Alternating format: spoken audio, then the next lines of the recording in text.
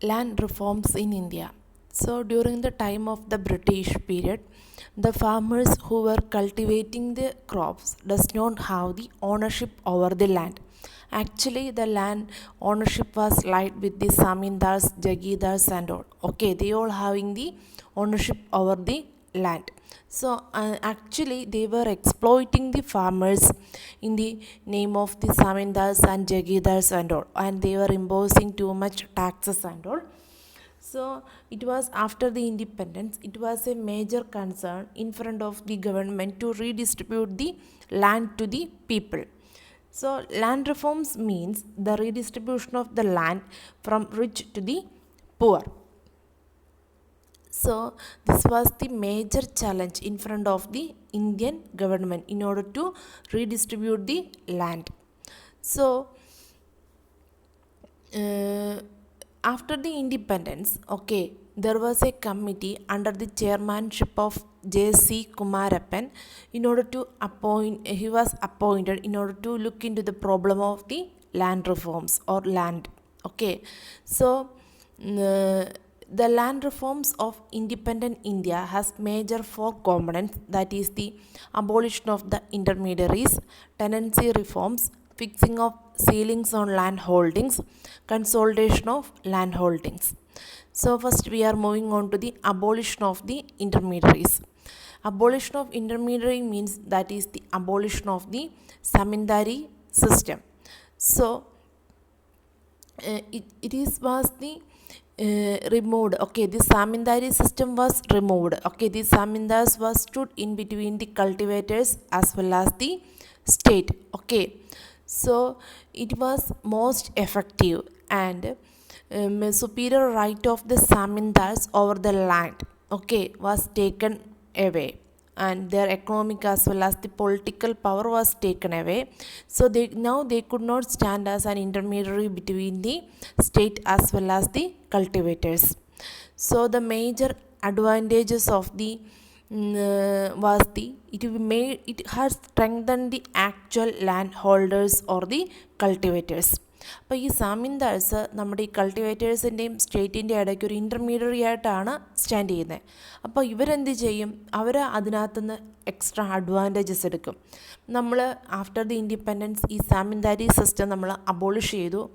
അതുകൊണ്ട് തന്നെ എന്ത് ചെയ്തു, നമ്മുടെ ആക്ച്വൽ ലാൻഡ് ലോഡ്സ് അല്ലെങ്കിൽ കൾട്ടിവേറ്റേഴ്സിന് എന്ത് ചെയ്തു, അവരെ അത് സ്ട്രെങ്തൻ ചെയ്തു. Okay, so the legal abolition brought the cultivators in direct contact with the government. അപ്പോൾ ഈ കൾട്ടിവേറ്റേഴ്സിനൊക്കെ ഗവൺമെൻറ്റുമായിട്ട് ഒരു ഡയറക്റ്റ് കോണ്ടാക്റ്റിലേക്ക് വരാൻ സാധിച്ചു അല്ലേ. ആക്ച്വലി മുമ്പെയോ ഈ സാമിന്താഴ്സ് അവരുടെ ഇൻ ബിറ്റ്വീൻ ഉണ്ടാകും. അപ്പോൾ സാമിന്താഴ്സ് ആണ് on behalf of the government dealing with the farmers, or ഫാമേഴ്സിന് ഓൺ ബിഹാഫിൽ സാമിന്താഴ്സ് ഗവൺമെൻറ്റുമായിട്ട് ഡീൽ ചെയ്യുന്നു. ആ ഇൻ്റർമീഡിയറിനെ നമ്മൾ എന്ത് ചെയ്തു, അബോളിഷ് ചെയ്തു. Okay, and next thing is that a considerable area of the cultivable wasteland and the private forest belonging to the intermediary has been vested with this government. The abolition of the intermediary has led to the end of a parasite class. More land have been brought to the government possession for the distribution of the landless farmers. അപ്പം ഈ ഒരു സാമിന്താരി സിസ്റ്റത്തിൻ്റെ abolition ഫാമേഴ്സിന് കുറേയധികം ഗുണം ചെയ്തു. Next one is the tenancy reforms. So after the passing of the Zamindari Abolition Act, next major problem was the tenancy reforms.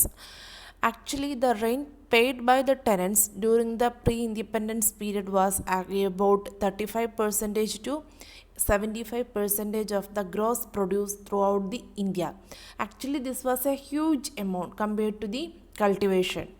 So the tenancy reforms was introduced in order to regulate the rent, provide security to the tenant, and confer the ownership of the tenant.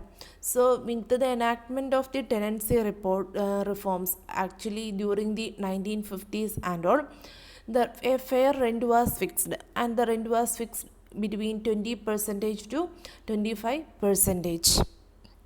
That was the fair rent was fixed during the tenancy reforms.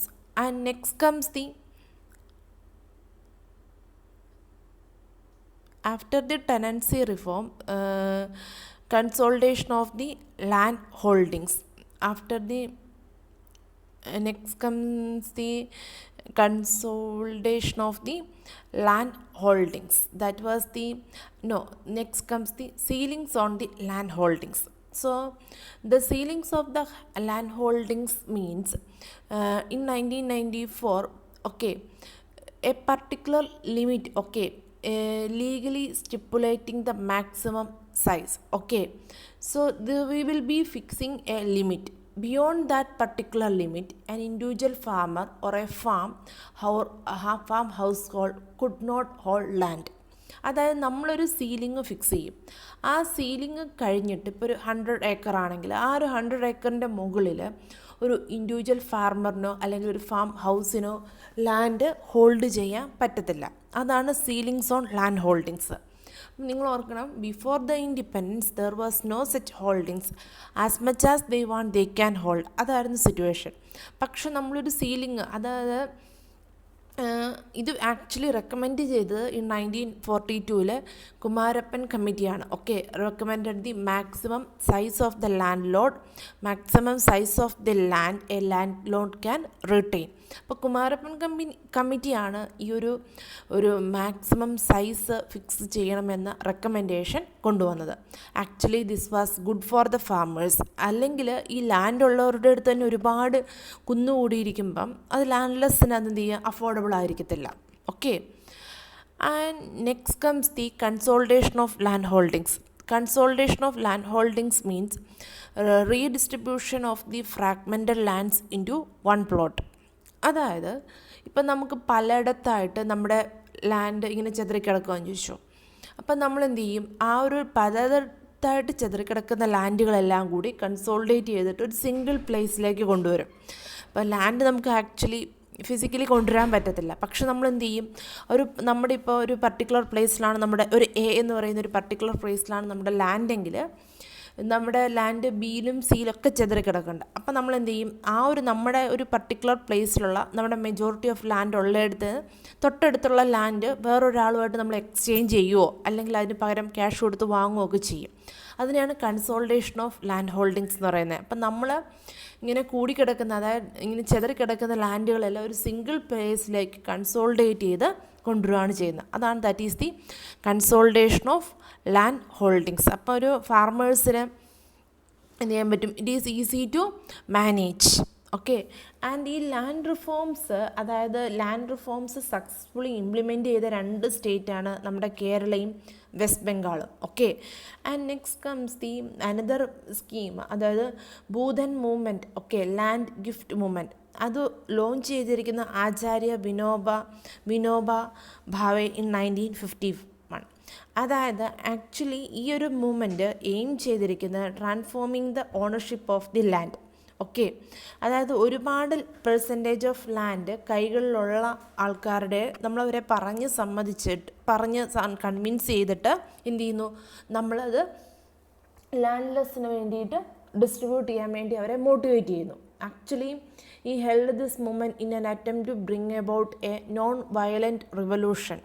ഒരു non violent മൂവ്മെൻ്റാണ്. Actually നമ്മളത് പിടിച്ചടക്കുകയോ അങ്ങനെയൊന്നും അല്ല ചെയ്യുന്നത്. അവരുടെ അടുത്തുനിന്ന് അവരെ പറഞ്ഞ് കൺവിൻസ് ചെയ്തിട്ട് അവരോട് നമ്മൾ പറയുകയാണ് വേറൊരാൾക്ക് അത് ഗിഫ്റ്റായിട്ട് കൊടുക്കാം. Okay, and it was started in the 1951 ഇത് സ്റ്റാർട്ട് ചെയ്തത്. ഓക്കെ, സോ ഈ ഒരു വിനോദ ഭാവയുടെ ഈ മൊമെൻറ്റിനെ എഗ്രി ചെയ്തുകൊണ്ട് കുറച്ച് ആൾക്കാർ voluntary donation of their part of the ലാൻഡിന് വേണ്ടിയിട്ട് അവരുടെ ഒരു part of the land voluntary ആയിട്ട് ഡൊണേറ്റ് ചെയ്യാൻ വേണ്ടി എഗ്രി ചെയ്തിട്ടുണ്ട്. ഓക്കെ, സോ അതുപോലെ തന്നെ സെൻട്രലും സ്റ്റേറ്റ് ഗവൺമെൻറ്റും നെസസറി അസിസ്റ്റൻസ് വിനോദ ഭാവയ്ക്ക് പ്രൊവൈഡ് ചെയ്തിട്ടുണ്ട്. Okay, this was the land reforms in India. Okay, and next we will be discussing about the India's land reforms policy. Actually, it was drafted on the 2013 land reforms policy. Okay, and it was drafted on the 2013 and it has major 5 goals. First one is the distribution of land to all rural landless poor. Second one, restore land and unjustly taken away from vulnerable communities such as the Dalit and tribals. Third one is the protect the land of the Dalits and tribals, including the commons that they have depend on going forward. Fourth one, liberalize the leasing laws. Fifth one, improving the land rights of the woman. So, land next land acquisition in India. Okay, land acquisition in India is the process by which the union or the state government in India acquires the private land for the purpose of the industrialization, development of infrastructural facilities, or urbanization of the private land, and provides compensation to the affected landowners and their rehabilitation and settlement. അതാണ് land acquisition എന്ന് പറയുന്നത്. നമ്മുടെ ഒരു ഡെവലപ്മെൻറ്റിന് വേണ്ടിയിട്ടൊക്കെ നമ്മൾ land acquire ചെയ്യുന്നതിനെയാണ് നമ്മൾ land acquisition എന്ന് പറയുന്നത്. നമ്മളിപ്പം റോഡ് വികസനം, നാഷണൽ ഹൈവേ, അതിനൊക്കെ നമ്മൾ എന്ത് ചെയ്യുന്നുണ്ട്, ലാൻഡ് അക്വയർ ചെയ്യുന്നുണ്ട്. അങ്ങനെ ലാൻഡ് അക്വയർ ചെയ്യുമ്പം ഗവൺമെൻറ് അക്വയർ ചെയ്യപ്പെട്ട പർട്ടിക്കുലർ പ്ലേസിലുള്ള ആൾക്കാർക്ക് വേണ്ടിയിട്ട് റീഹാബിലിറ്റേഷൻ ഫെസിലിറ്റീസ് ഒരുക്കുന്നുണ്ട്, അല്ലെങ്കിൽ അവർക്ക് കറസ്പോണ്ടിങ് കോമ്പൻസേഷൻ എന്ത് ചെയ്യുന്നുണ്ട്, നമ്മൾ പ്രൊവൈഡ് ചെയ്യുന്നുണ്ട്. So land acquisition in India is governed by an act. ആ ആക്ടിൻ്റെ പേര് നിങ്ങൾ പഠിച്ചു വെക്കണം. That is the right to fair compensation and transparency in land acquisitions, Rehabilitation and Resettlement Act 2013. That is the name of the act based on which the land acquisitions in India are carried out. Okay.